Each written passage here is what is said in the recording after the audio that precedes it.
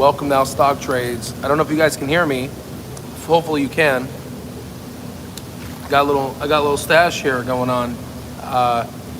So I'm in the jacuzzi, as you can see here. Nice little jacuzzi here. And I wanted to talk to you guys about some thoughts I was having as I was swimming. And so hopefully you can hear me. So overall, I was trying to think about why Peter was so reserved. How you doing, Patrick? What's going on, Patrick? I was trying to figure out why Peter was so reserved. And I don't think YouTube is going to be sending out notifications for this because it's on my phone. I don't know why it doesn't do that. So hopefully some of you guys see this. But I put it in my stock terminal. Think about it. Be smart, okay? If you had $17 million, okay, that you are trying to buy more Clover, right? What is your incentive for hyping up the stock to make it go up? You're giving Wall Street on a need-to-know basis. Oh, is this how hot Clov gets me? I know, yeah, it gets so hot. I'm so hot right now. So, it is not in their best interest to talk about Clover's SaaS business only to investors on a need-to-know basis, like what we saw today. Because if you were Clover, why in the world would you want the stock price to be $4, $5, $6, $7 right now? You don't want that. They got $17 million left to buy these shares, and they're trying to buy it at a really good time, okay? Ideally, they want to buy it around 60, 70, 80 cents, but a lot of things, I don't know why they didn't do that, but now they have to figure out a way to buy them. And the problem is that if I was Clover right now, I would want to minimize the excitement, right? Minimize the excitement of this company so I can just let it ride with the market, and hopefully in a meme stock category, as AMC goes down, this goes down. Obviously, we're not AMC anymore. We're a profitable company, right? We're moving on that road, right? So since we're in that bound and in that range, we might flip around the market as the market moves. But overall, I think Clover is going to release more about its information on its SaaS once they finish off their buying. So that could be maybe in a year or two, or maybe in a couple of quarters from now. But I just don't see why it's in their best interest to tell all of us about how much money they're making and the deals they're signing. Now, if you want to be nifty, you can go to the SEC filings and look at deferred revenue. And look at the deferred revenue. They're going to kill me for this, right? Clover's going to kill me for this, right? But you can backtrack how much money they made in their SaaS business by looking at other revenue and figuring it out from last year to this year what the difference is. And potentially that may be the difference. Again, not financial advice. That may be what they're hiding, and because they have to release the numbers. That legally they have to do that. They don't have to disclose the contracts unless it basically comes to them. So signs and signatures are being made right now, and money has not hit the balance sheet yet, but you can anticipate that money in the financial statements. We're going to talk more about that in the stock terminal, and we'll dissect that more on a deeper dive. But overall, enjoy the ride. Again, my expertise is in finding companies that go from negative to positive free cash flow. Companies like AMD, Enphase, Tesla, to say those, and to get into those positions at such a cheap price that once they reach their intrinsic value, they in fact go above that, right? Because there's a lot of pent-up demand. So overall,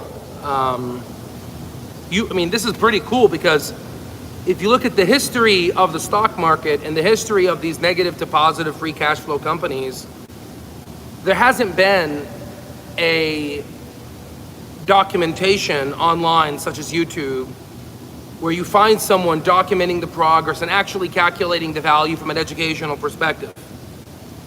So this is going to be pretty revolutionary for the retail investors, I think, just to see how you can do this. A different approach from Roaring Kitty that looks at short volume. He knows about intrinsic value. He's not stupid. He's mentioned it in his videos. It's just he has a different investment philosophy. I'm just more traditional based. He's more the new school.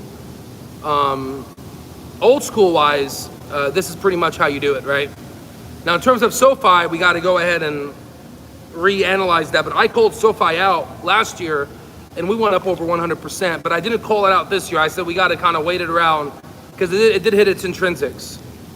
So I got to do a recalculation on that. We'll put it in the stock terminal. Again, not financial advice, just educational perspective. Spa day, absolutely. This is good for us. We have time to accumulate even more. I need this. I'm enjoying this adventure with you, Al. I'm enjoying it too. Again, we're all in this together, right? As you can see, I'm a normal guy, right? I'm a normal guy. I'm in the hot tub. My girl's outside, So, about to go home, finish up a couple of questions that my mentor asked me to do, and I'm going to send it to him tomorrow morning. Oh, it looks good. I got 15, 20 pages of good stuff to send him. So I'm just a normal guy, man. Just a normal American trying to make things work and sharing you my progress in a systematic fashion that's obviously cited from a more an academic perspective, right? I mean, we're not, sadly, speaking of academics, they don't teach this in MBA school. How do I know? Because I used to teach the MBA executive program. I used to teach the economics portion, right? That's how much the institution trusted in me. They knew my math and my skills in teaching, so I taught the economics. And this is like for people that run multi-million-dollar businesses.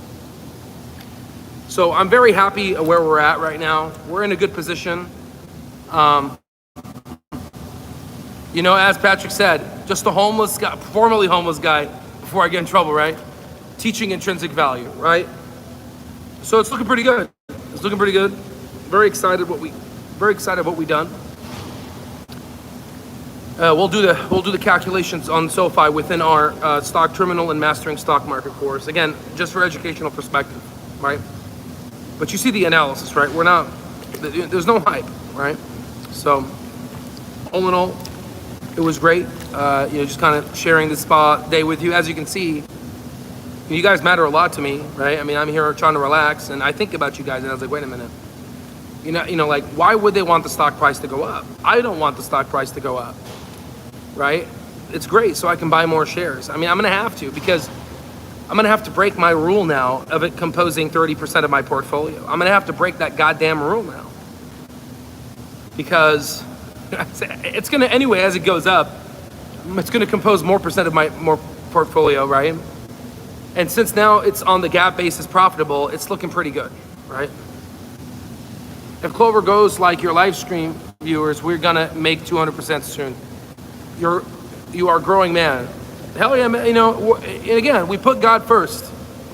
And I hope that as you guys make a lot of money, you are able to invest it into obviously, make sure the dividends that you make is invested back.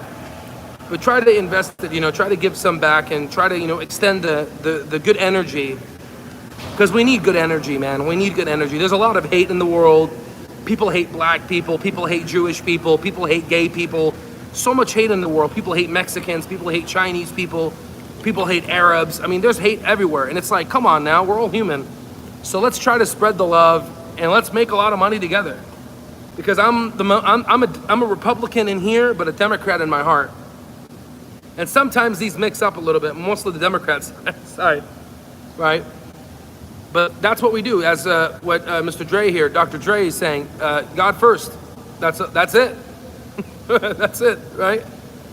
So God bless you guys. Enjoy. Again, I care about you guys. Again, this is not hype. This is a small channel, right? It's a small channel. We're talking like, me and you. It's like I'm sitting in front of you talking right now. And I can't wait for the Vegas party. Holy shit, we're gonna go freaking nuts. I've never blacked out in my life, but if I chose a night, boy, probably not, because I probably have to get to work the next day, or the next day after that.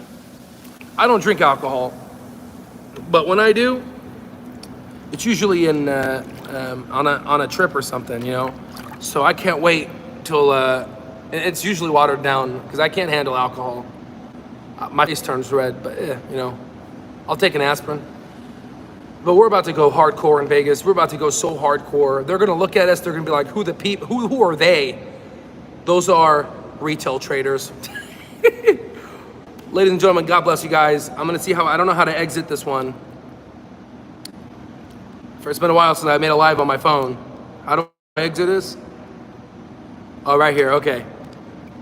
See you guys.